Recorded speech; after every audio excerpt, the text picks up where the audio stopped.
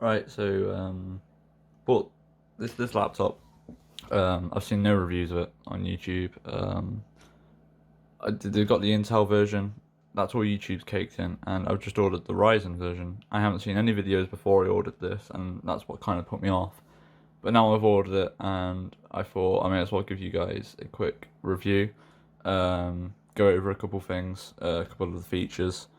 But it's very similar to the Intel version. The only thing it doesn't have is that MX250 card. It runs with the Vega 8, which is a bit of a downside, but you're also saving quite a bit of money.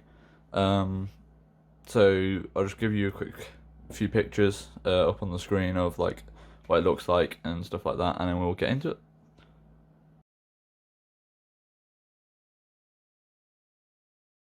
Okay, so then pictures, I'll put them on the screen. So with this laptop, it comes in at a price of £649.99 in the UK. That is, it's currently on offer. This is the version I got, and it comes with a Huawei Matebook T310. I won't be using that. Let me just turn the camera. So that's the page if you go on the Huawei website. So this is the other variation, if I can get it up.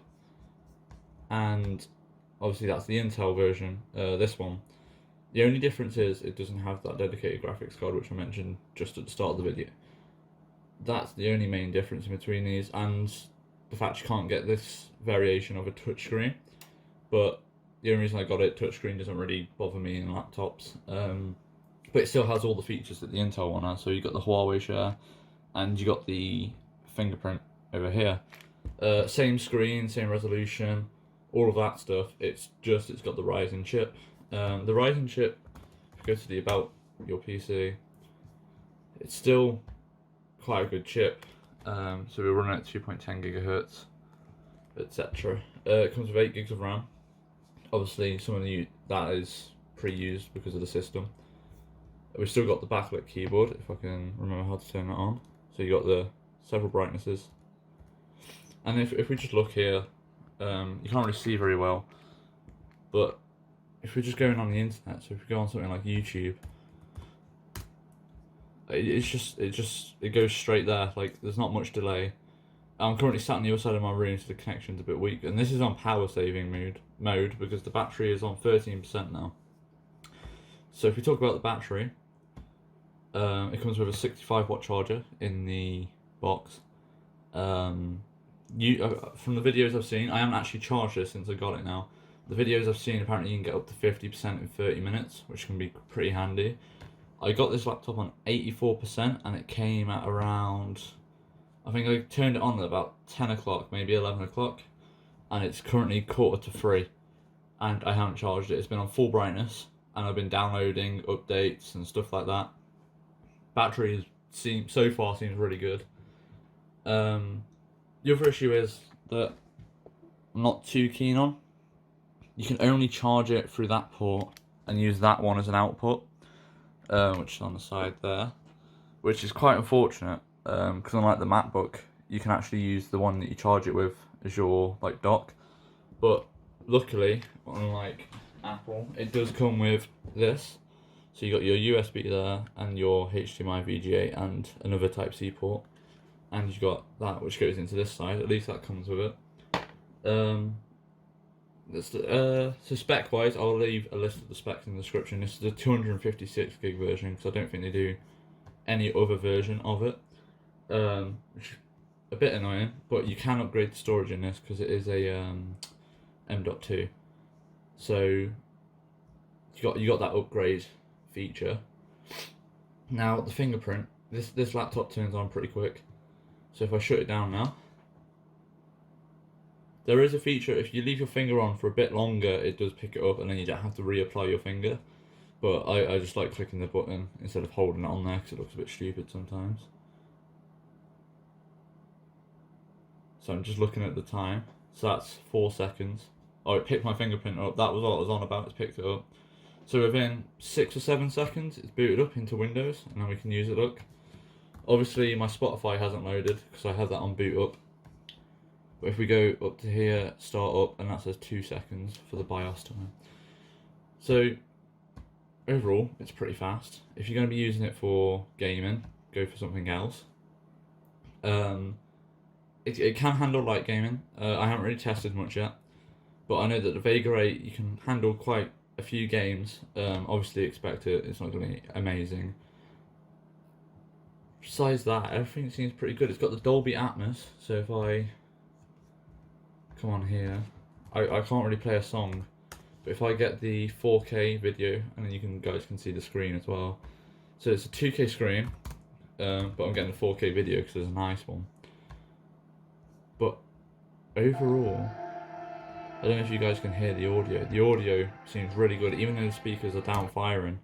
It sounds really good. The screen, I haven't had any issues with it yet. I haven't taken it outside, that's the only issue. I heard that outside you might not be able to see it as much because it only goes to 300 nits.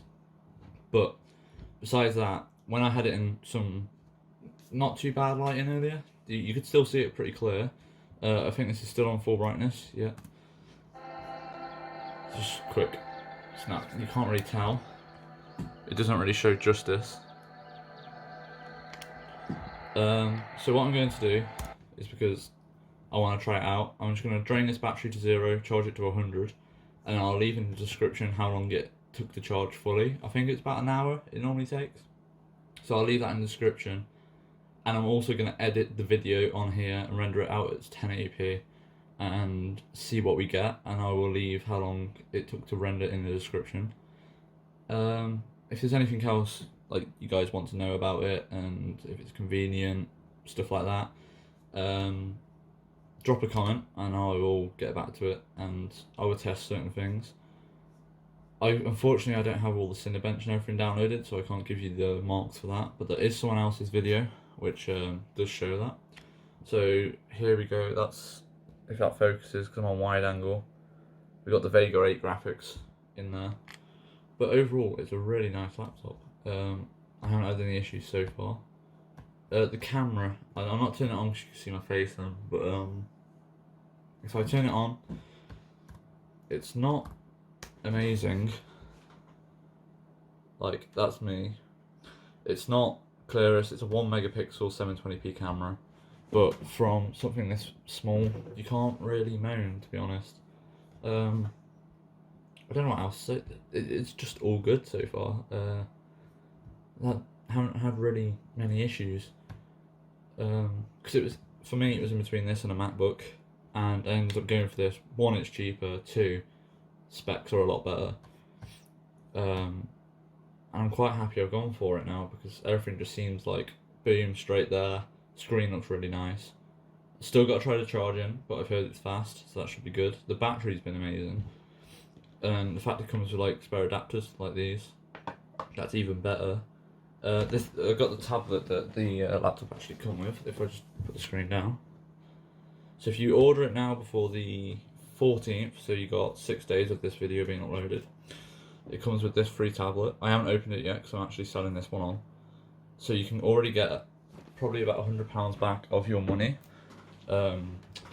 just from ordering this laptop. So you get, it's 650 quid. I'll just show you how quick the fingerprint is if I put it down. Straight in. So the laptop's worth about £100, so that's 650 quid you're paying for the laptop, and you get £100 back, or you can keep the tablet as like a free accessory, which is really good.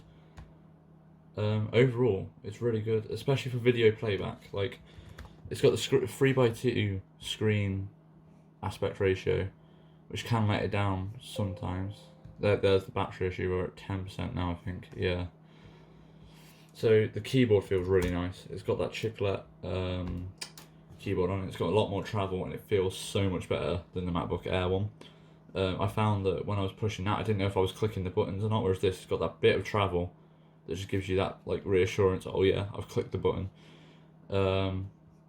So the only issue with the 3:2, it's a lot better for when you're doing, I don't know, you're on like Photoshop or Word, because you've got more on the screen, but you still got them black bars. And in a lot of videos, them black bars do show off a lot more, such as like Disney Plus. So it has its like little downside, but then it has the upsides as well. So I think there's 3 levels or 2 levels of brightness on the keyboard. So we got 1, 2, 2 levels of brightness. I would show you the Huawei share, but I don't have a Huawei device that supports that at the minute because I currently use Samsung. But from the videos I've seen, apparently that's really good and reliable. So if you're looking into that, I would recommend it. Touchpad, nothing wrong with that. Everything's responsive. When you first get it, you do need to wear it down a bit, otherwise it does get a bit like you're rubbing on it. But it's really it's responsive. It's got, I think the screen's 60 hertz, 2K. Yeah, that's about all I can say about it. The video is a bit all over the place, and I'm sorry about that. I don't really know how to structure it because there's so many features that I wanted to get through. So yeah, I just thought I'd give you guys a quick review, and obviously if there's anything you want to know about it, just drop a message in the comments and I will get back to it. I'm about to charge it and I'll tell you guys how long it takes to load up from 10% to 100. So that's it, thanks for watching.